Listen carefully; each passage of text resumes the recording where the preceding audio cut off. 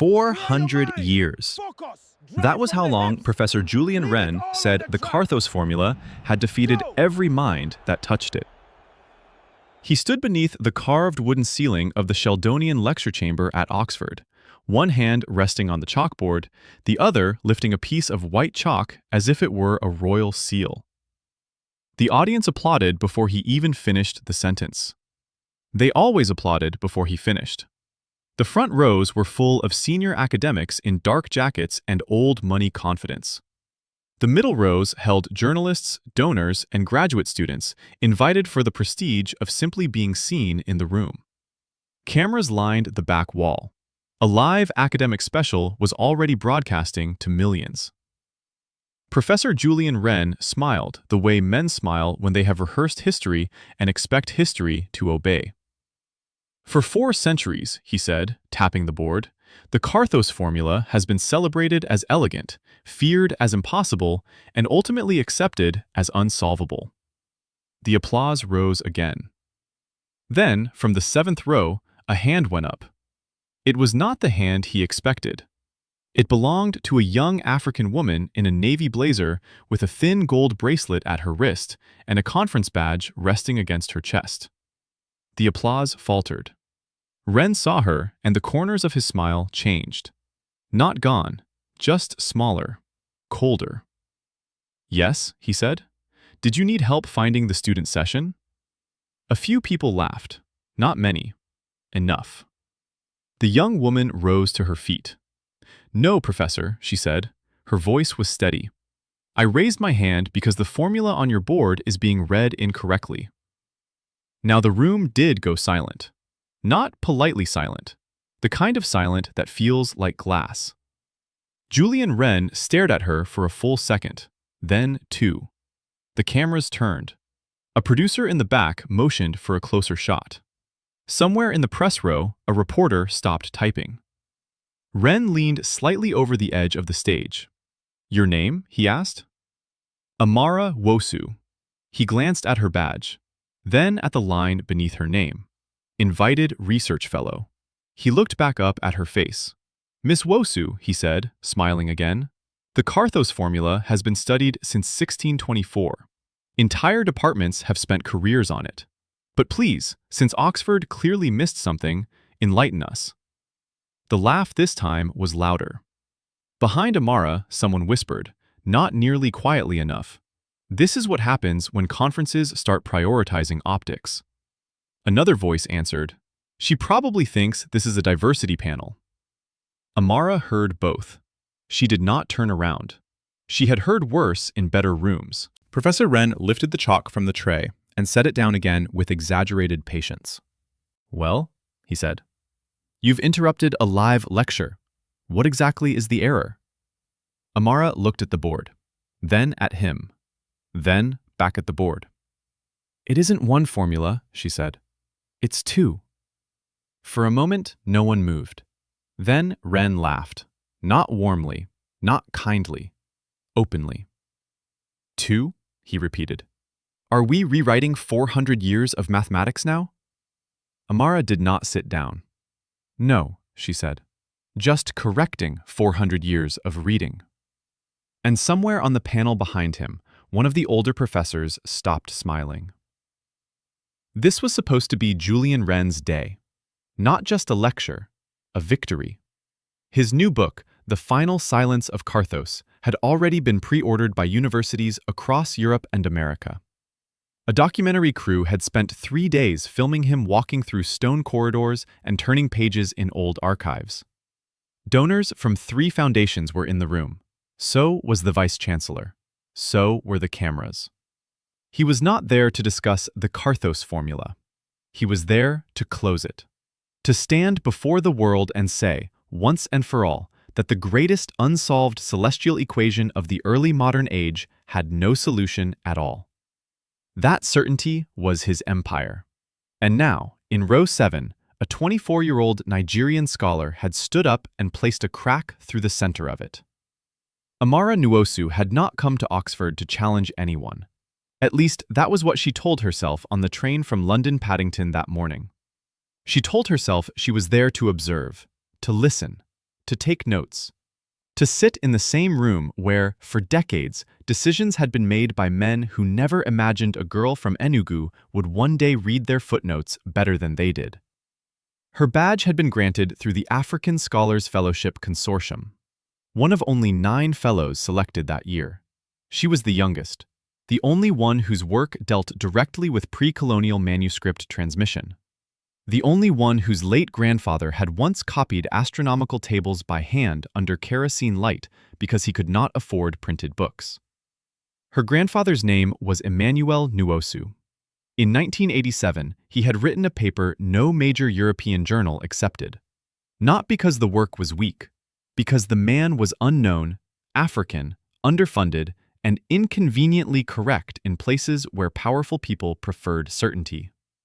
He had argued that the Carthos formula, long treated as a single expression in every major edition, had been misread during its 18th century transcription into Latin print. He wrote that what later scholars treated as a product marker was more likely a separation symbol used in North African astronomical notation.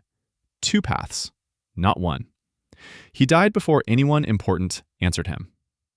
When Amara was 12, she found his notebooks in a steel trunk under her grandmother's bed. When she was 14, she began copying them. When she was 19, she began proving he was right. And when she was 24, she stood in Oxford while a man with television makeup and a polished accent asked her to entertain the room. "Come down," Wren said finally. One of the panelists shifted in her seat. "Julian," she began quietly, but he lifted a hand. "No," he said. "If Miss Nwosu believes every scholar in Europe has misunderstood the text for centuries, then she deserves the floor, by all means." He picked up a fresh piece of chalk and held it out toward the edge of the stage. "Come, correct us." The room turned. Not just physically, emotionally. A current moved through it. This was no longer a lecture. Now it was a spectacle. Amara stepped into the aisle. She wore low black shoes. No heels, no dramatic flourish. Her notebook remained on her seat, half open, pages filled with years of pencil marks and careful annotations. As she walked toward the stage, the cameras followed. The hall seemed longer than it had from her chair. Her late mother had once told her, on the day of a debate competition when she was 13 and shaking too hard to speak, "If fear arrives first, let your feet arrive second. Your feet are often braver than your mouth." So she watched her feet. One step, then another. On stage, Professor Julian Wren folded his arms. He looked at her the way some men look at a storm they are certain will miss them. Amara reached the chalkboard. He offered her the chalk. She took it. Then, instead of erasing his work, she walked to the far right side of the board and wrote one symbol, then another, then a third. The room frowned. "That," said Wren, "is not even the standard frame for Carthos." Amara nodded once. "Because the standard frame is the mistake." A murmur rippled outward. From the panel, Professor Helen Mercer leaned forward. She was 62, silver-haired, exacting, famous for taking nobody's side unless the mathematics forced her there. "Let her continue," Mercer said. Wren did not like that. He hid it badly. Amara wrote a horizontal divider, then copied one section of the formula exactly as it appeared in every published edition. Below it, she wrote a second version. The difference between them was tiny. So tiny that half the room would have missed it without the camera zoom. Wren saw it at once. His expression did not change. His eyes did. "You have separated the transit mark," he said. "Yes. That is not a separation mark. It is in the Fez manuscript family." The room got quieter. "Fez?" said one of the reporters. Amara turned slightly, still facing the board. "In 1712, the printed Latin edition everyone cites was prepared from a damaged comparative source," she said. "But there are parallel manuscript traditions in Fez and Timbuktu that preserve the older notation more accurately. In those copies, the symbol isn't multiplication. It marks a dual motion relation." Wren gave a short laugh. "And how many people in this room," he asked the audience, "would like to replace 400 years of established interpretation with a niche manuscript claim?" No one answered. Not because they agreed with him, because suddenly they were unsure. Amara set the chalk on the tray for a moment. Then she reached into her blazer pocket and removed a folded archival printout. The stage assistant moved as if to stop her. Wren did not. He wanted her to overplay her hand. She unfolded the paper and handed it to Professor Mercer. Mercer adjusted her glasses. Read, then read again. The panelist beside her, Dr. Simon Vale, leaned over. His face changed first. Mercer looked up at Wren. "Where did you get this?" "Bodleian Digital Annex Cross-Reference," Amara said, "and an older scan from the Sancor collection." Wren's voice sharpened. "That collection is incomplete." "Yes," said Amara, "but not in the line that matters." A camera zoomed in on the paper now in Mercer's hands. The live broadcast caught only part of it, but enough to show the notation at the center of the dispute. Mercer spoke carefully. "The mark does appear separated here." No one applauded now. No one laughed either. Wren stepped toward the board. "That does not solve the formula," he said. "At best, it raises a textual curiosity." Amara met his eyes for the first time since reaching the stage.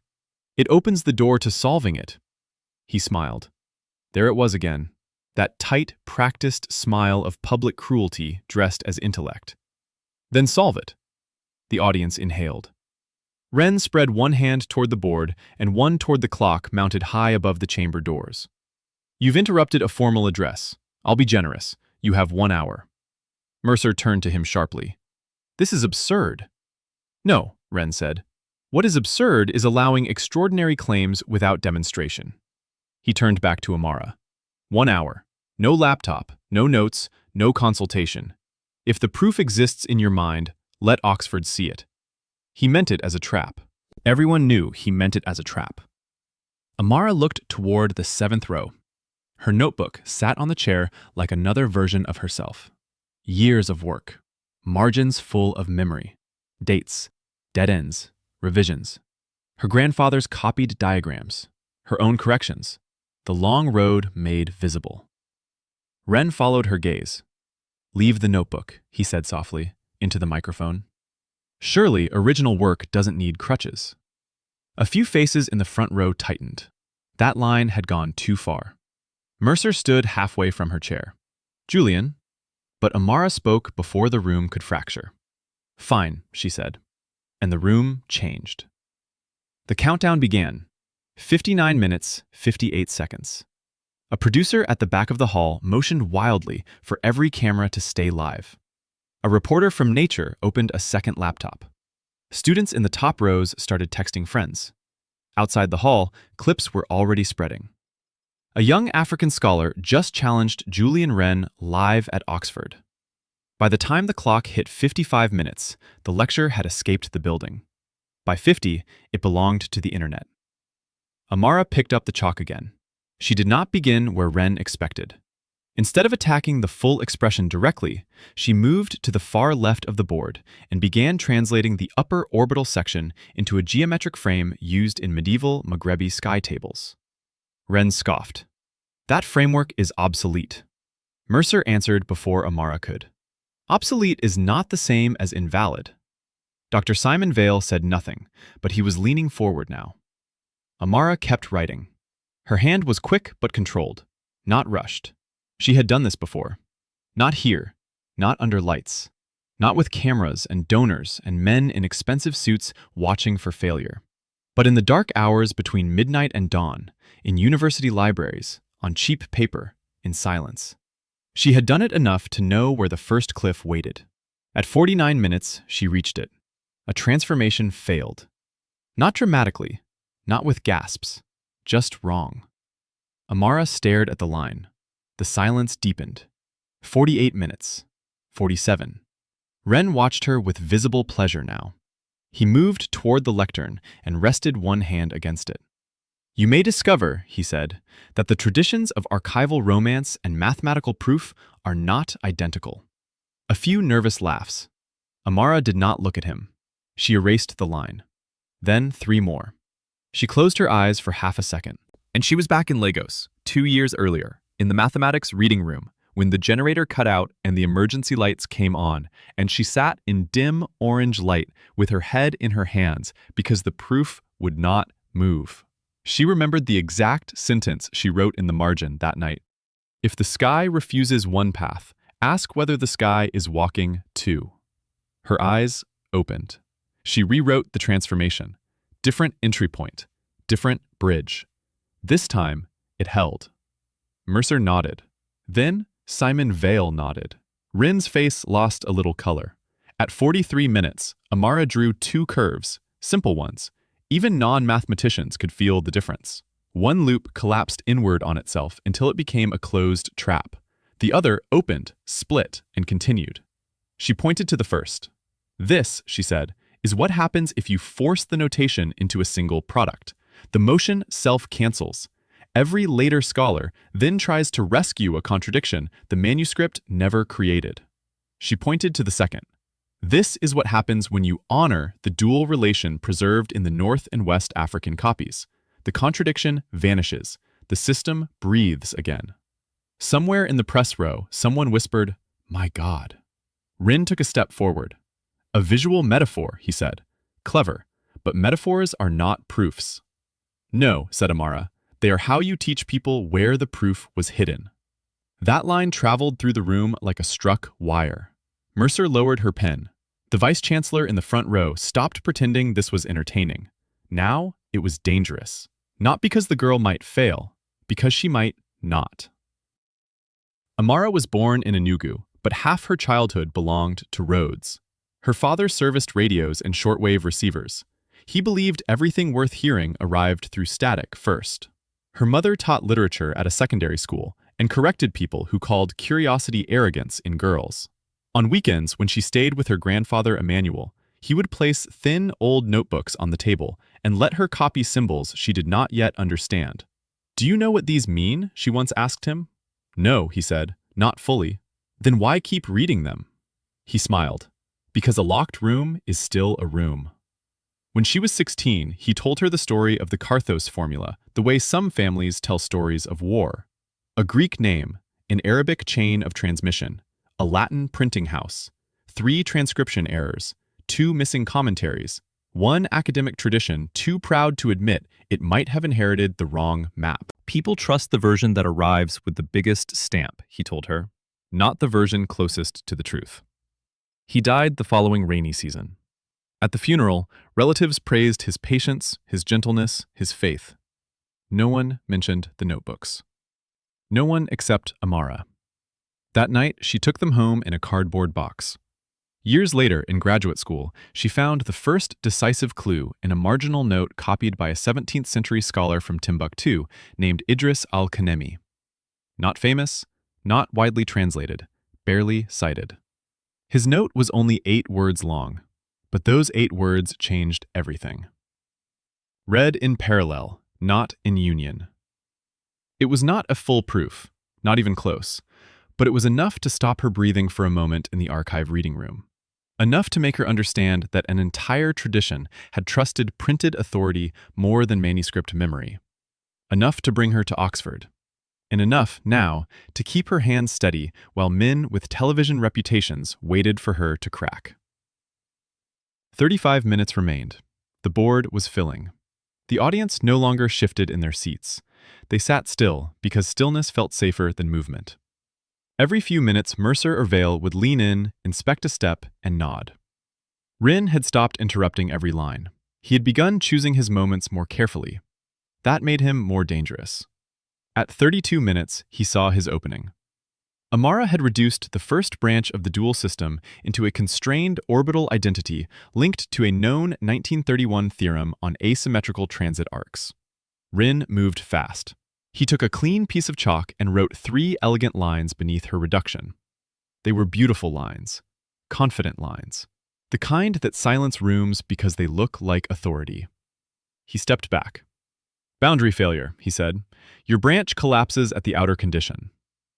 The room tensed. Amara turned, read his lines, read them again.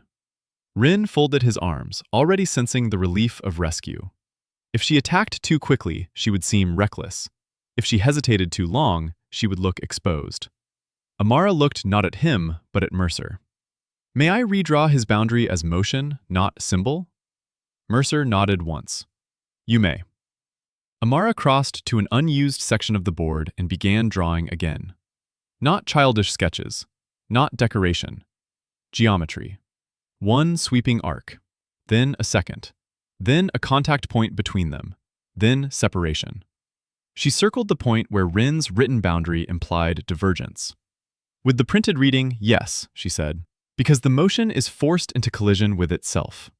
Her chalk moved to the corrected version. With the parallel reading, the bodies meet but do not collapse. They exchange condition, then continue. No one laughed now. Ren did not either. Simon Vale removed his glasses, put them back on, looked harder. Amara wrote the transition formally beneath the drawing, then the simplification, then the resulting condition. Mercer exhaled first. It resolves. Ren turned toward her. You're certain? Mercer did not look at him. I am careful, she said. Those 5 words hit harder than applause. By now, the story had outrun the mathematics. Clips were everywhere. News desks were picking it up. Students from Nairobi to Atlanta to Johannesburg were watching on phones propped against books and bus windows and cafeteria cups. A lecture that began as a victory lap for Oxford was becoming something else in real time. Not just a challenge, a reckoning. At 26 minutes, a university staff member entered from the side door and crossed quickly to the vice-chancellor. They exchanged words in low voices. Then, both looked toward the stage. Not at Ren, at Amara. Mercer saw it, so did the cameras. Nothing good ever begins with administrators whispering during a public proof. Amara did not notice at first. She was deep in the second branch now, the harder branch. The one she once spent 11 consecutive nights trying to tame. This was the branch that nearly broke her, not intellectually, emotionally, because the structure kept resisting closure by one final turn. Every time she thought she had found the clean descent, the system twisted away. Until one February dawn in a near-empty hostel kitchen when she looked at the parallel branches and realized the first was not only a branch, it was a key. The first branch did not merely simplify, it constrained the second, not afterward, simultaneously. That was the missing insight. Not sequence, conversation. The formula had always been 2 motions talking to each other, while later scholars forced them into one voice. At 22 minutes, she reached that hinge. Her chalk hovered. The room leaned in. This was the place where she either opened history or lost it in public. From the side of the hall, the vice-chancellor rose. So did the staff member. They started toward the stage. Mercer saw them and stood. Not now, she said into the microphone. The vice-chancellor forced a polite smile for the cameras. There are procedural concerns, he said. This demonstration was unscheduled. We may need to pause until the documentation is verified. Ren said nothing. That was the worst part. He did not need to speak. His silence was agreement disguised as dignity. Amara turned slowly from the board. Pause, she said.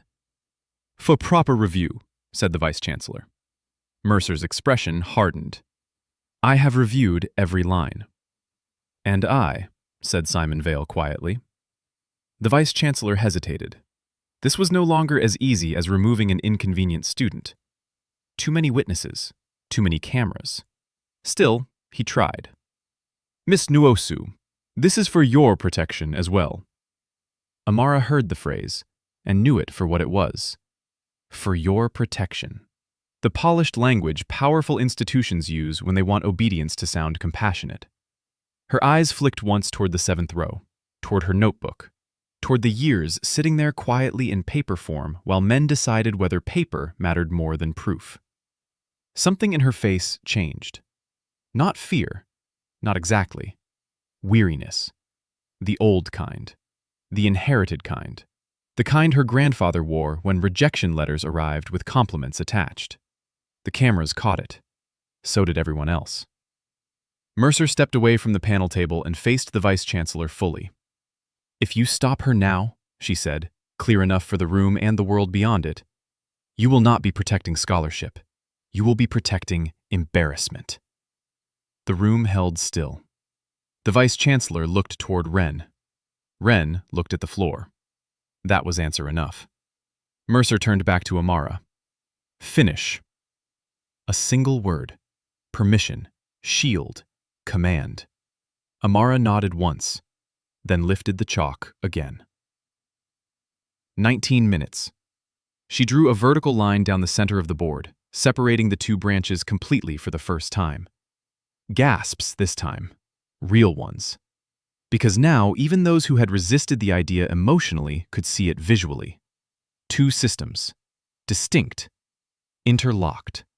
Misread as one for centuries. Amara worked the left branch first, mapping it into a known constraint class with relentless clarity. One line, then another, then a substitution so clean it looked inevitable in hindsight. That is the cruelty of truth once seen. It humiliates every era that missed it. Mercer whispered, "Yes." Simon Vale said nothing at all. He only sat back like a man watching a wall in his house reveal a hidden door. 14 minutes. Amara shifted to the right branch, the hard one. She imported the constraint from the first branch not as a result, but as a condition carried through shared transit. That was the move. That was the move nobody in 4 centuries had been positioned to make, because nobody in 4 centuries had granted the first correction enough dignity to exist. Her chalk moved faster now. Not frantic, certain. She was no longer searching. She was remembering. 12 minutes. Ren had taken off his glasses. Then put them back on. Then removed them again. His face had the pale flatness of a man who can hear the foundations of his career creaking under too much truth. 10 minutes. A reporter in the second row abandoned notes and simply watched. 9. The second branch simplified. Not all at once, step by step. A chambered lock opening in order. 8. Amara wrote the penultimate condition. Mercer stood. Simon Vale stood with her. Neither spoke. 7. The Vice-Chancellor sat down. Not because he agreed, because the world was watching, and retreat was safer than interruption. 6. Amara wrote 3 short lines, the shortest on the board, the most expensive 3 lines in Julian Wren's life. 5. She reached the final reduction. The room had become one living thing now, breathing together, waiting together, terrified together. 4. Amara paused, not because she doubted, because she remembered. Her grandfather's hands, her mother marking essays at midnight, her father tuning a radio until a distant voice emerged from static like permission, the steel trunk, the notebooks, the rain, the days she thought brilliance belonged to other geographies, the years it took to unlearn that lie. 3. She wrote the final line. 2. She circled the resulting form. 1. Then she placed the chalk on the tray and stepped back. Nothing happened. For 4 full seconds, nothing happened. No applause, no cheering, no outrage, just silence. The kind that follows impact before sound catches up. Professor Helen Mercer was the first to move. She walked to the board, read the final branch from top to bottom, then the first branch again, then back to the final condition. Simon Vale joined her. He checked the coupling transfer, the preserved condition, the descent, twice. Wren did not approach. He stood where he was and watched other people walk into the wreckage. Mercer turned. Her voice, when it came, was not loud. It did not need to be. It holds. The chamber seemed to forget how to breathe. Simon Vale spoke next. It holds. All eyes turned to Julian Wren. He remained motionless for so long that a camera operator slowly zoomed tighter, as if the truth might become visible on his skin. Finally, Wren stepped forward. He looked at the board, at the separated branches, at the final form, at the place where 4 centuries of interpretive arrogance had just been cut in 2 by a Nigerian scholar he had tried to belittle on live broadcast. He opened his mouth, closed it, opened it again. "The proof," he said, voice thinner than before, "appears valid." Not enough. Mercer did not rescue him. "Say it plainly," she said. His jaw tightened. He looked older now, not by years, by exposure. "The Carthos formula," he said at last, "is solvable." The room broke. Not into chaos, into release. A long, rising surge of sound that began in the back rows and rolled forward. Some people stood, Some clapped. Some simply held their hands over their mouths. One black student in the balcony sat down and cried openly. A journalist wiped her eyes, then looked embarrassed at having done so. The vice-chancellor stared at the stage as if he had been personally insulted by history. Amara did not smile immediately. That was what made it powerful. She did not glow. She did not bow. She looked instead at the 7th row where her notebook still sat on the chair. Mercer followed her gaze. Then, in front of everyone, walked down from the stage, crossed the aisle, picked up the notebook, and carried it back with both hands. She did not open it without permission. She stopped in front of Amara. "May I?" Amara nodded. Mercer opened to the first page. There, in neat, younger handwriting, was one line. "For grandfather, because they did not listen." Mercer closed the notebook gently, then turned to the microphone. "What you have just witnessed," she said, "is not an interruption. It is the visible end of invisible labor. Years of it." No one moved. No one wanted to miss a word. Mercer looked toward Wren, but spoke to the room. The error was not merely mathematical. It was civilizational. We trusted prestige over preservation, print over manuscript, confidence over care. Then she turned to Amara. "Who first led you here?" Amara took the microphone. For the first time all afternoon, her hand shook. Not badly, just honestly. "My grandfather," she said. "Amara Nwosu.